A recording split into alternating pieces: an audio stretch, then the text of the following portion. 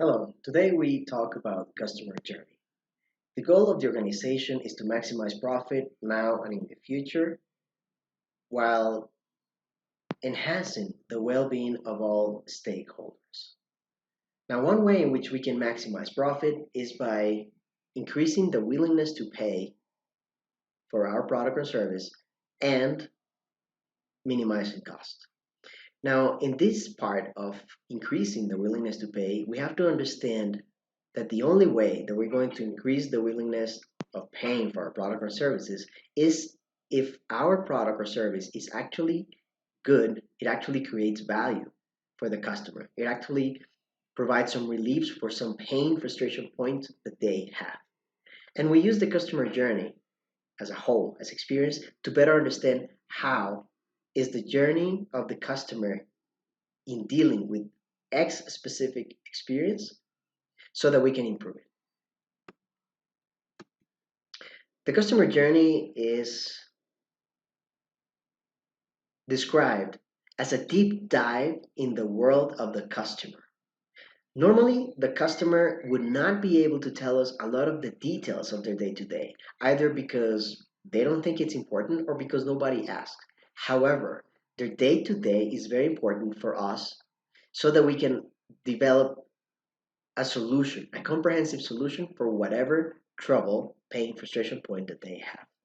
So when we think about the customer journey, we have to think beyond the I need something now, therefore I go and get it. Okay, we have to be able to understand the whole world in order to improve the whole experience.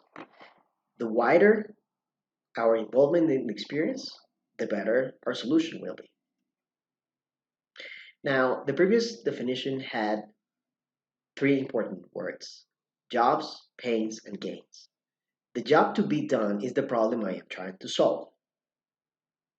The pain are the frustrations, the annoyances that I go through when I'm trying to get that job done. And finally, the gain deals with the value of getting the job done. Okay, what do I gain when I get X thing done? So, for example, the jobs normally in this case could be I'm doing the laundry. But the job itself, even though it's doing the laundry, it provides just is the tip of the iceberg of a wider experience, which could be why are you interested in getting the laundry done? Well, because I want to look good. Why do you want to look good? Well, because I was taught that hygiene is very important. Why? And there, if we ask why several times, we will get not only to the specific job to be done, but to a more complex and very rich understanding of the reason why this is important for the customer. So once we identify the jobs, several, to be done, we can move to the pains.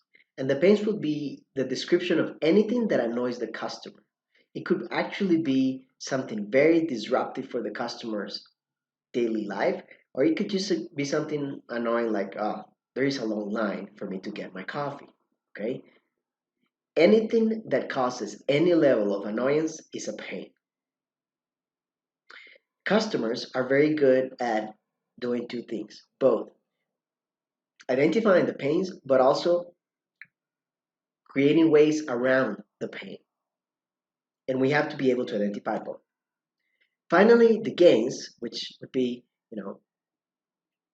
fresh laundry, and the why this is important, is the benefit that the customer will get from performing a job. Okay, gains would include not only the functionality, the utility of getting the job done, but also some social benefits, positive emotion, and probably cost savings. The gain of two customers using the same product might be different from customer A than for customer B. So do not assume the gains either. You also have to understand, what's the end goal here for you. So the customer journey is a deep dive into the customer worlds to gain insights. Gaining insights because the customer might not be able to verbalize exactly what she or he wants or needs. And it's very important for us to understand the job to be done, the pains that they go through, and the gains. Now, in order to do that, we observe, we engage, and we immerse. There are many tools, but some of them are the following: observation tools, interviews, and living the experience. All this will allow us to create a customer journey. In observation, something that we can do is practice mystery shopper, shadowing, just being in the place where the customers are and observing. Okay. Now, because we want to understand their whole life, it's very important to observe them not only when they're actually purchasing our product, but before and after. Like, when does the need arise for our product, the interaction with the brand, and after? What happens afterwards? A very interesting technique that we can use is called a day in the life. This is a worksheet taken from Strategizer. In this exercise, you would start describing to the best of your knowledge the day of your average customer. And granted, in your business model, you might have different client segments. So you just choose one. But you have to get to know every client segment very well. And you understand just how does the average day of this person look like. And then you would say, okay, they wake up at 4 a.m. because they live far away. They get up, they prepare the meals for the children, they get ready for work. So you write down the time and the activity that you see, okay? And then on the third column, you would identify, is this a job to be done? Is this a pain or is this a gain? If you don't want to do that yet, that is fine. Very important, the last column notes what I think. Here, you start reflecting upon what you're observing. And this is very important because if the customer belongs to your same um, demographics, then it is not that difficult. However, if the customer is very different, the what you think is part of your reflection process in understanding the customer. Interviews are very important. You can also do surveys, but surveys are usually not as effective because even though you can get more people, people might not be entirely honest, or they might do it in a rush, or you might miss body language, tone of voice, several things. So ideally, you would interview people. How many do you interview? Well, here you would use a concept that is that once you start getting repeat information, then you're done with the interviews. How many is that? It depends. Okay, it could be interview 10, it could be interview 20. When do you know? When you start getting the same responses over and over, you have reached the saturation point. Some examples of what an interview would look like would be like, talk to me about the last time that you used this detergent, okay, that you did laundry. Tell me how it works. How do you do laundry? Okay. What are the three main problems that you face? Some people say that asking for problems might not be the best idea. Some people suggest, tell me how you improve your laundry process. Because then it prompts the customer to get into a creativity. What tools do you use? When do you start using them? What other people have the same issue? This is important because this is another way of getting a snowball sample. Tell me who else in your family have the same issue, okay? Because then you can talk to that person. Interviews are very effective, especially if they're in-depth interview. Maybe you don't need that many, but you do. I do encourage a face-to-face conversation. And then finally, immersion. You have to live the customer experience. You have to go and stand in line and do all the purchasing process, talk to customer service, return the process. Everything that the client goes through, you should as well. That is the best way to really understand the customer journey, to live their experience. There are several templates for the customer journey. This is one of many. In this template, what you can do is on the columns where it says step 1, 2, 3, 4, 5, you write down the actions. Okay. So, for example, I'm feeling sleepy. All right. Therefore, I want to go and get a coffee. What is the customer thinking or feeling? Well, I'm feeling sleepy, and I'm thinking that I have a lot of papers to grade. What is the customer's action? I would consider, should I go to the cafeteria downstairs or should I prepare coffee myself? What is the customer's touch point in the business? That is, which coffee brand or cafeteria, coffee shop comes to my mind?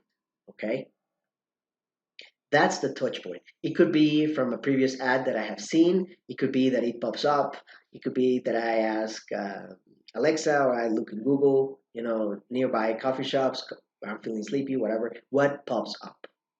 What do we want to change about this step? Now we want to change, think about like your brand. What would you like to the customer to do in this step? Well, I would like to think about my own brand. And how and or why will we make this change? Well, so there is no question about it.